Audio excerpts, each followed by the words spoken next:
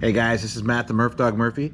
I'm going to go ahead and build a gear diff with you guys, show you the way I like to build my gear diffs. This particular gear diff right here will be for my 13.5 sprint car, meaning it will be a spec class, so I got some lightweight stuff going on here.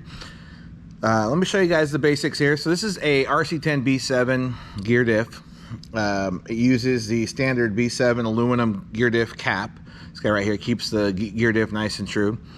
Standard shim, standard O-ring, standard gasket, standard screws that come with the deal. I'm using the factory team aluminum cross brace pins here. It comes with a molded set. I feel like this will be able to handle a little bit more power. I just like the safety of knowing that I'm not going to snap a plastic pin. I'm using the nylon LTC gear set, and I'm using the R1 Works hardened steel lightweight gear diff out drives. They're significantly lighter than stock. They have a nice titanium nitride coating, so should last very well, but still have a good lightweight to them. So for the gear itself, this is the RDRP B7 diff gear housing for the gear diff. I feel like it's more true, and it'll help spin better, more efficiently in a spec class car than the molded deal. So I've played with a molded one. I'm not a fan. This is what I've chosen to go with. So as far as my build tools, I got my handy MIP 2mm wrench. Don't leave home without it. Got a pair of needle nose for putting the pins inside internally. I got some blue Zap thread locker here for my steel screws into the aluminum diff housing. I've got some associated green slime to put on my O-rings, and then I got 1UP 1000 CST diff fluid. So let's get started. First things first, I'm going to work on these O-rings. I'm going to put a little bit of green slime on my O-rings here. Work it in there between my fingers. You don't need a whole bunch, just enough to lubricate. And I'm going to pry that, set it in there. So that side's good.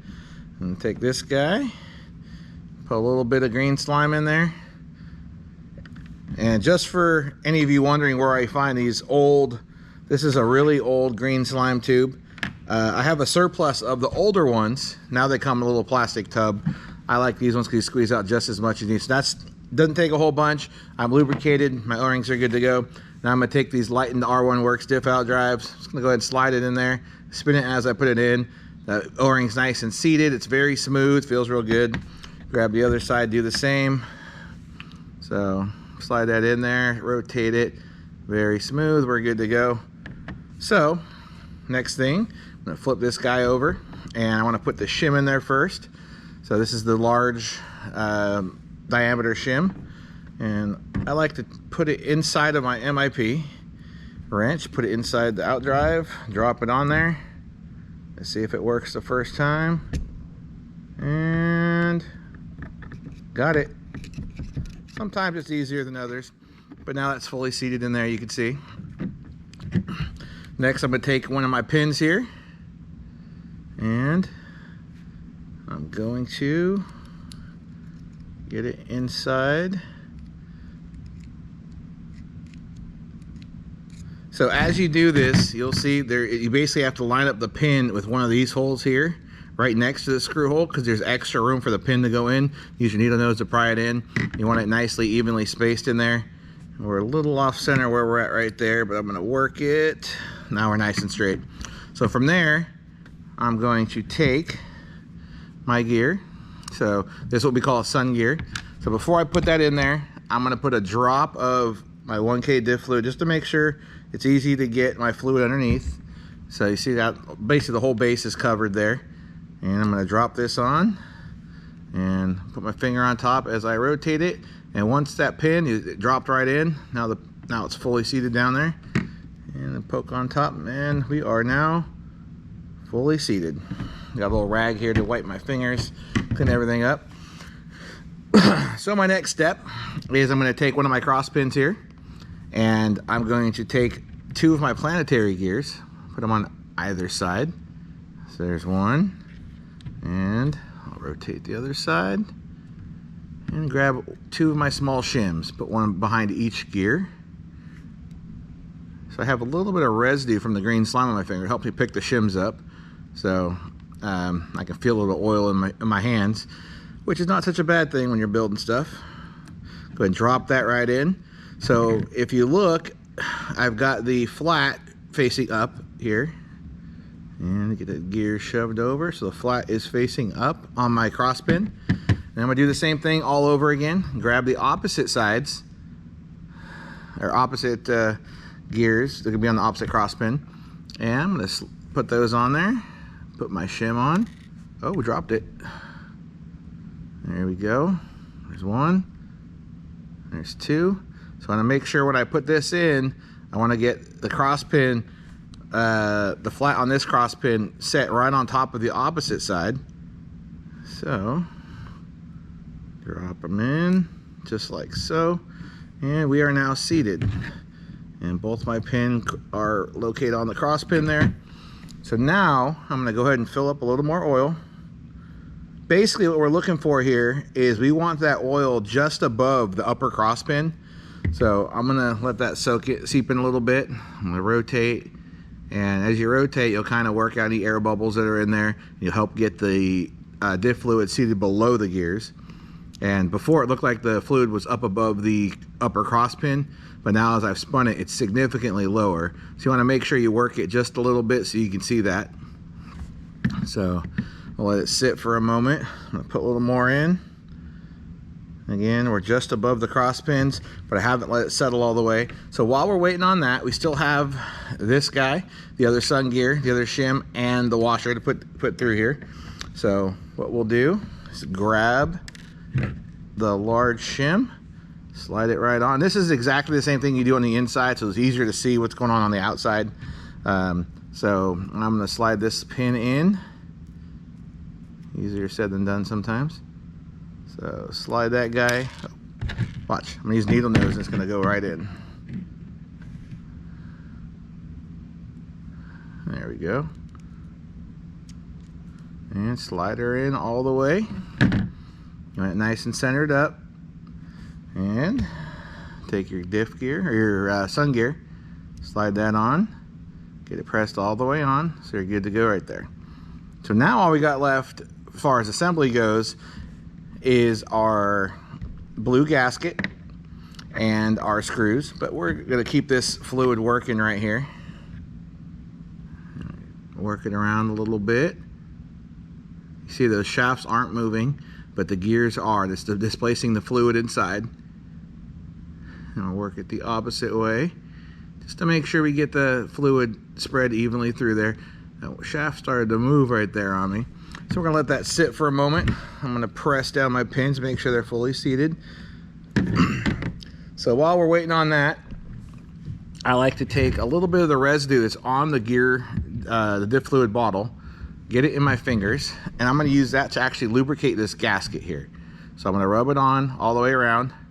So it's not getting it soaking wet, just enough on both sides that it helps it stick, and it gets it right where it needs to be. All right, so I'm gonna wipe the excess fluid off my fingers, and I'm gonna go ahead and I'm gonna set it right here on top of this. I'm gonna line up my holes as best I can and get it where it's kind of situated straight. And that's a good start. So I'll let that fluid settle up in there.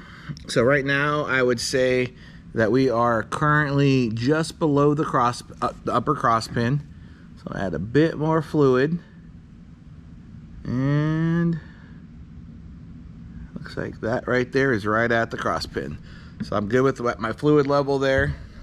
I'm gonna take a little wipe here of my diff fluid, close that top back up so we don't leak anything.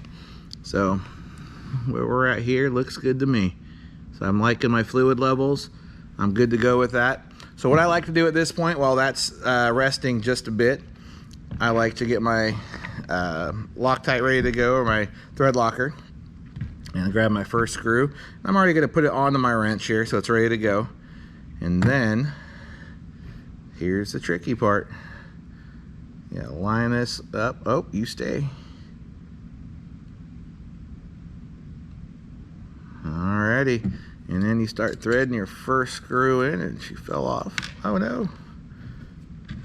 It'll happen. Start threading your first screw in there. Oh, party foul. we go.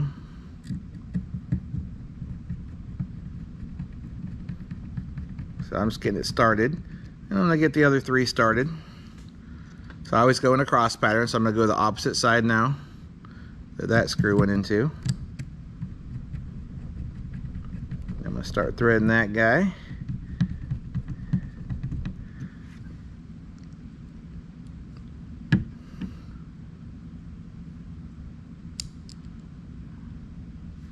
Alrighty, so I'm gonna thread these other 2, get them started.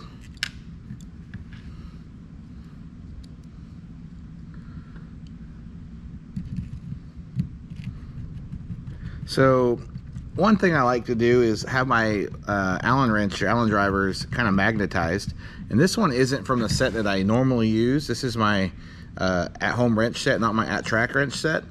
So my other one's typically more magnetized, so I don't drop quite as many screws.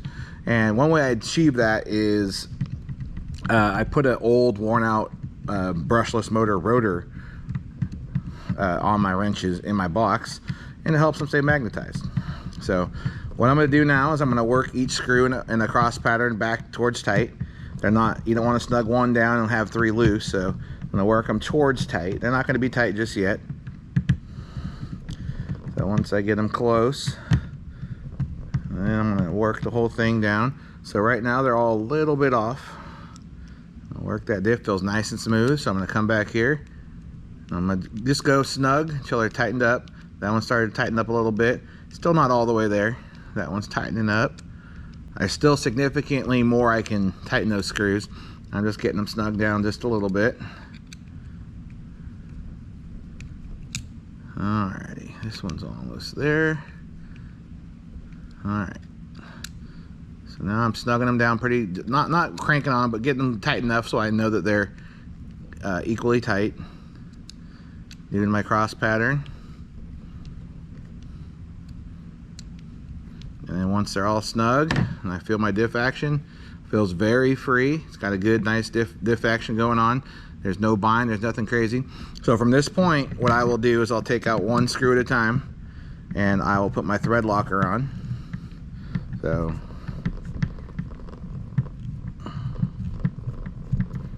this one's going to go first.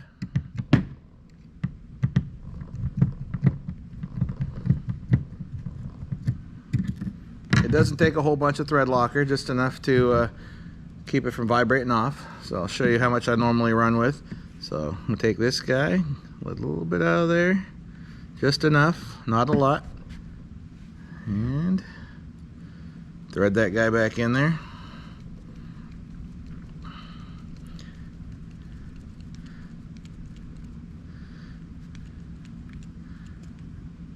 Alrighty, come back the opposite side here. Loosen this guy up.